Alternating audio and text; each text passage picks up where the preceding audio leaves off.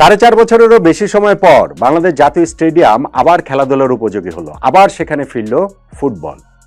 4.5 বছর কিংবা 14.5 বছর কিংবা 24 বছরেরও বেশি সময় পর কি আবারও বাঙালির হৃদয়টা এখন ফুটবল ভালোবাসার আবাদের জন্য উপযুক্ত হয়ে উঠল? আবার কি সেইখানে ফুটবলের জন্য সেই উন্মাতাল ভালোবাসা ফিরছে?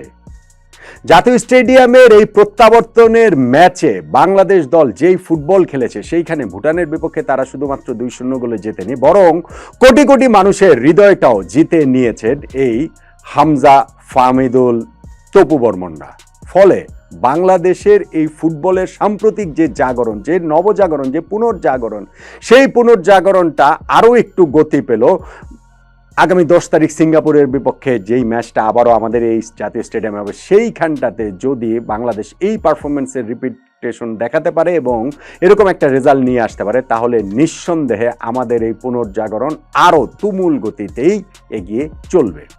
দেখুন, এই ম্যাচটা একটা প্র্যাকটিস ম্যাচ, এটা একটা ফিফা ফ্রেন্ডলি ম্যাচ। আপনি ম্যাচের রেজাল্ট বলতে পারেন যে খুব একটা গুরুত্বপূর্ণ না, কিন্তু বাংলাদেশের জন্য গুরুত্বপূর্ণ, সব দিক মিলেই গুরুত্বপূর্ণ। আমরা এইখানটাতে ফিফা র্যাঙ্কিংয়ে 183 নম্বরে, ভুটানও 182 নম্বরে, ওই নেক টু নেক একই।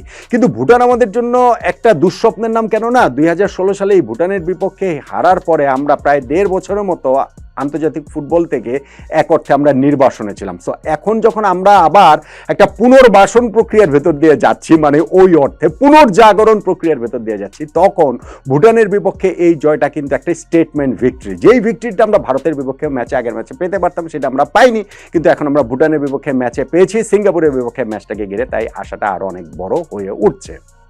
ম্যাচটা শুধুমাত্র একটা জয় নয়, আমি যদি কতগুলো ইনসিডেন্ট বা কতজন ফুটবলারের কথা আলাদা করে বলি তাহলে এই ব্যাপারটা বুঝতে পারবেন। ধর, নাম্বার 1 হামজা চৌধুরী, যার সূত্র ধরেই আসলে ফুটবলের এই নবজাগরণ বাংলাদেশে। ইংলিশ প্রিমিয়ার লিগে খেলা একজন ফুটবলার, তিনি ওই দেশের মানে মানে বেড়ে ওঠা, তিনি বাংলাদেশের হয়ে খেলতে আসবেন এটা আসলে ভাবাই যায়নি একটা দীর্ঘ সময় ধরে।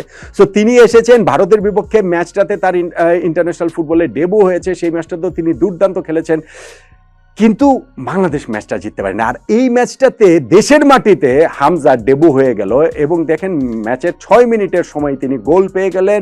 কর্নার উড়ে আসা একটা বলে, কর্নার থেকে উড়ে আসা বলটাতে তিনি যেই হেডের মাধ্যমে ছোবলটা দিলেন, তাতেই নীল হয়ে গেল ভুটানের রক্ষণ ও গোলকিপার। ওইখানটাতে সেই হেড ফেরানোর সামর্থ্য আর ছিল না।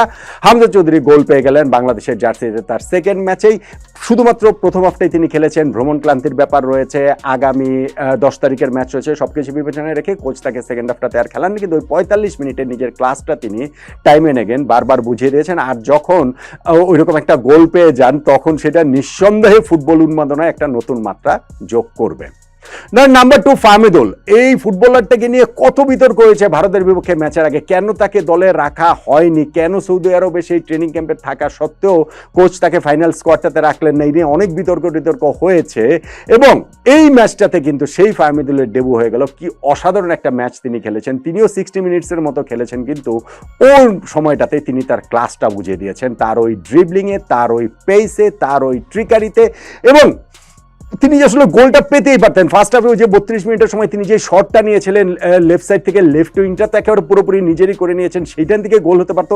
সেকেন্ড হাফের শুরুতে যেইভাবে ভুটানের একজন ফুটবলারকে টপকে গিয়ে তিনি হচ্ছে গিয়ে বিট করে ক্রসটা করেছিলেন, মুরসালিন শটটা নিয়েছিলেন, গোলটা হলে সেটা আরও অনেক বেশি পূর্ণতা পেত।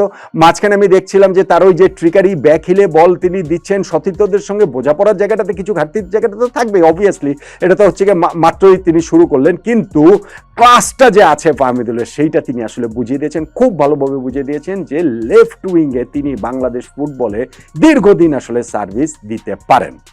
নাম্বার 3 জামাল ভুঁইয়া, যে জামাল ভুঁইয়াকে গত ম্যাচটাতে ভারতের বিপক্ষে একাদশে রাখেননি কোচ হাবিয়ার কাবরেরা, কিন্তু সেই জামাল ভুঁইয়াকে এই ম্যাচে একাদশে রেখেছেন। এবং জামাল আমার কাছে মনে হচ্ছে গত 2-1 বছরের মধ্যে বাংলাদেশের জার্সিতে এটা তার বেস্ট ম্যাচ খেলেছেন, যদিও তিনি শুধুমাত্র যে একটা হাফে খেলেছেন, তারপরেও খুব ভালো তিনি খেলেছেন।